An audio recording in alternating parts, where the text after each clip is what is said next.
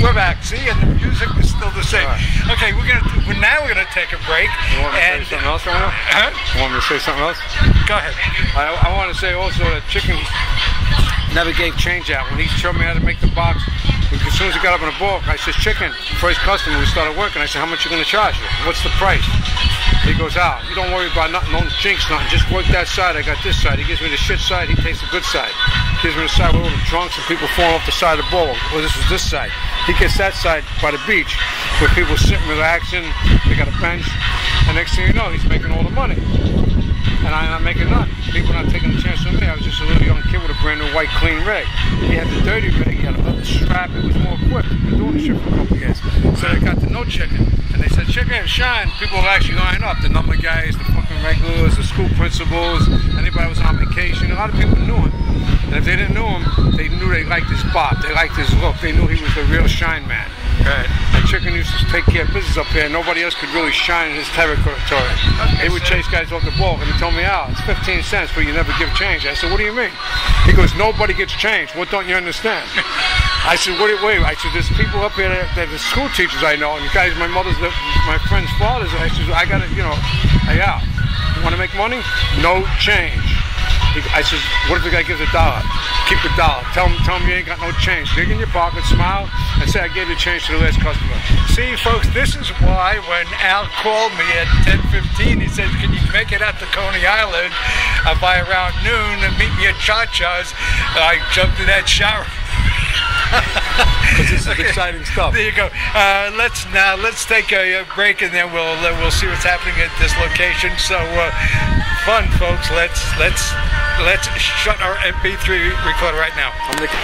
Okay, we're back and we're inside Cha-Cha's right now. We're actually there's a stage set up over here, Cha-Cha's Club Atlantis, and we are with the director of the film.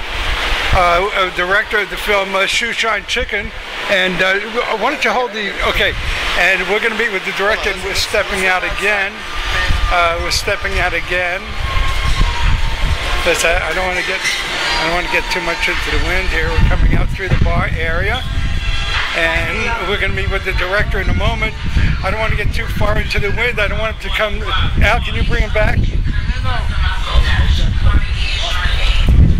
Okay, let me, it's a little hard to do because we're kind of moving around. Don't go too far now. Come on back. Yeah, but then we're in the wind.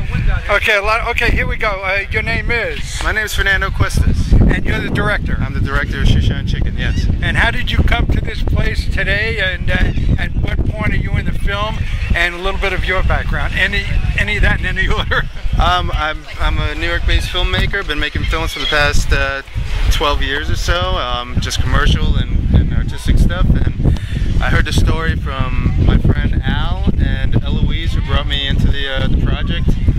Both of them explained to me how much the story meant to them, and it's based on a real life, told from the heart story about kids trying to make it out on boardwalk in Coney Island in 1963. So I liked the story. I felt there was something I could bring to it and make something special out of, and that's how I got involved.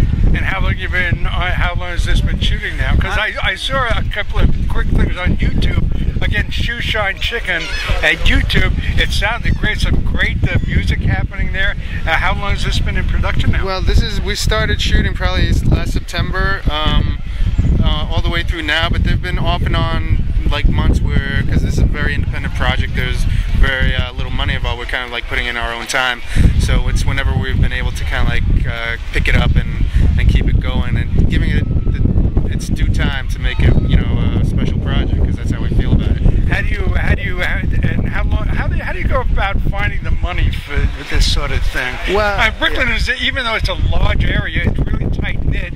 So how do you bring it all together? Well, right now it's been the three of us, Eloise, myself, and Al, who've been putting our time and money. So when I say money, it's kind of like our time, because I mean we do work for a living. We make I do commercial projects, but I don't take my time to edit, to shoot this. It's time that I would normally charge other people, but I'm not charging anywhere because it's my project, and I want to make it something special and something that we could all kind of like use and benefit and actually have something connected to us that we all believe in. And so that's what I mean when I say time and money. It's kind of like we're all putting our time and money, and if this was a real project, the budget would probably be a lot more than what it actually is. But I mean, we're buying food for people. We're trying to treat people as well as they can when they come down and help out, and that's kind of like where a lot of money is. Sometimes travel, sometimes buying props. I mean, I brought some stuff. Al's brought some stuff. Louise brought some of her own stuff, and we've all just been kind of like banding together to make this happen. What are you trying to accomplish today with Cha-Cha? I know you're going to be speaking with the boss in a little while. What are you hoping to get done here today and set the shot that you're hoping to do here? It's a very simple scene. It's a very short scene, but it's an important scene where Al is remembering the past in the present, because a lot of the majority of the film takes place in the past in 1963, but we also cut that forward to present day where Al now is an older man, or at the age that he is now, and he's kind of like beginning to remember again his friends and the people that he knew back in 1963, and then we cut back from 1963 to the present where we can see that Al is still affected by all the things that happened to him when he was a child. And when do you think, you have any finish date, any day that when do you think you'll be wrapping? Well, I mean, the edit is just about done. We're doing some pickup shots just to finish up the movie to make it tighter. And this is one of the more solid scenes that we have to just finish up and put in there. So I'm hoping after this is done and I can throw it into the movie, we could pretty much be done with this by September, I'd say, or later on this month, and say that we have something that we could start sending out and showing people and getting people excited about it. Okay, again, because you're talking about September, we're recording today on August 5th, 2011. This program will probably not air on audiobookradio.net until sometime in late September. Okay. And then if it goes on to local New York metropolitan area radio here, it would be sometime in October. So right now, let's kind of putting it all in place in order somehow. So right now, as we're speaking, you're not set to finish up. You're getting close to wrapping, but by the time this ends, you may be wrapped. We'll pretty much be done. We'll have a finished film that people will be hopefully watching or beginning to watch at a film festival somewhere in the city and somewhere outside the city too. Okay, that's many film festivals. We're going to send out to anybody who's willing to look at it and give it a shot. And we really wanted to kind of like have a wide appeal, not just in New York, being how it's about Coney Island and New York City, but I mean, Coney Island is kind of like very related to the rest of the world. A lot of people come here from all over the world to enjoy it and to experience it. So I think it would have more of a wide appeal, not just to people in New York, but just around the country and to other parts of the world. Well, I'm starting to say I'm a bit of a Brooklyn chauvinist, and I really do feel that people around the road really get into Brooklyn, New York. There are a lot of Brooklyns in the country. I think there's one in North Carolina and there's one in Mississippi, California. But this is the Brooklyn, and I kind of feel people want to say exactly. But I've always felt that Brooklyn has like an effect on the entire world, and a lot of people from all over the world. I mean, we had that Japanese kid who was winning all those hot dog contests for years. And Joey Chestnut. But I mean, that kid was just doing it for like years straight, and he was giving a name to Japan. But I mean, people from Japan would be interested in coming over here just based on that kid, and just other parts of Asia too. So it's not like it's just about Brooklyn and Coney Island. It's about Coney Island and Japan, Asia, anybody who's interested. And the Japanese gentleman, Kobayashi, I think. Kobayashi, that's right. He was banned because he got a little crazy. Joey Chestnut. I don't know. I don't think they should ban him. I think But he was on. There was a contract. He had a contract with Nathan's, and now he actually did it with witnesses on a rooftop in Brooklyn someplace on July 4th, and he actually beat Chestnut. That's pretty cool. That's great. I wish it was just official. I wish they would just let him compete, and if he's going to lose, let him lose fair and square. If he's going to win, let him win fair and square. Right. And they shouldn't exclude him from the competition. I really feel he should be in there. Okay, is there a website or anything? Let's go to Al. ShoeshineChicken.com. Okay, ShoeshineChicken.com. Yeah. And we're going to update it. We have just the trailer up there and just very minimal stuff at the moment, but we're going to try to just throw some stuff up there once we start going into the festivals and things like that. Right. You know? Al, you must feel pretty good about this thing. You grew up with this, coming up as a child, and knowing these folks, and you actually worked with Shoeshine Chicken, yeah. And here you are. This must be really a turn on for you. Yeah, this is something really special for me because this is the first thing I could say that it together, man. I was the originator. I'm the creator. I'm the fucking writer. You know, I'm holding the whole together. I got a good team working with me here, and I'm very proud to say that. And we got a good staff. We got good actors. We got people that never acted before in their life in this movie, and they did a superb job. People were saying, "Where'd you get these people?" They think they came in from Hollywood.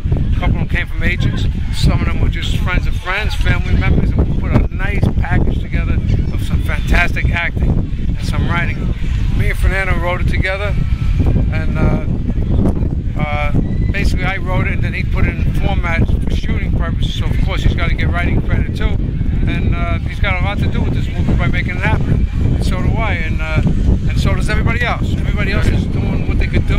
Reese is a big part of this there. She's been producing it and acting in it, and it's all your. And these are dedicated people, and it's my dream that's coming true. Right. I told them the story, they liked it. I told the story to a few other people just to tell them, not looking to shoot it.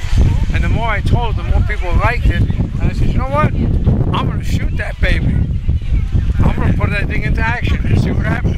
And I looked around, I searched around, and you got the guy.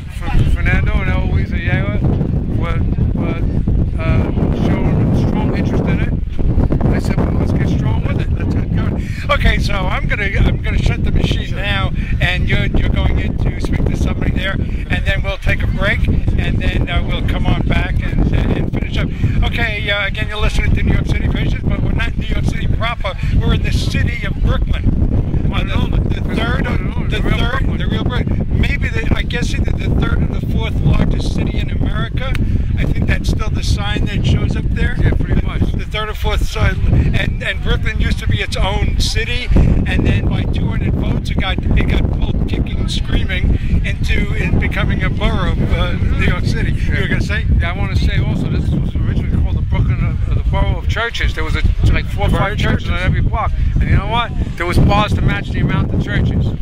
So you figure that out. Yeah. The churches don't drink. If people drink, go to church. They go to church, they come out and they go to drink.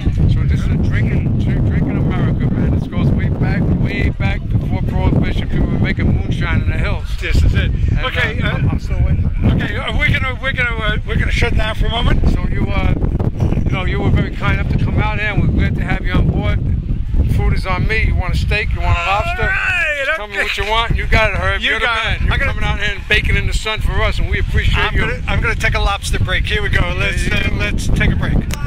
We're back for just a moment. We're still waiting for. No, I can't shut it down. We're back now, and we're waiting to get word whether these guys can go into cha-chas. I hope you're hearing this, folks, with all the wind. And with me again, your name is? My name is Stanley Rollerson, Stanley J. Rollerson, and I wrote a novel, From the Street, Coming Together. But in the film, you're actually the hardware. Oh, in the film of Shushan Chicken, I am actually the hardware store manager.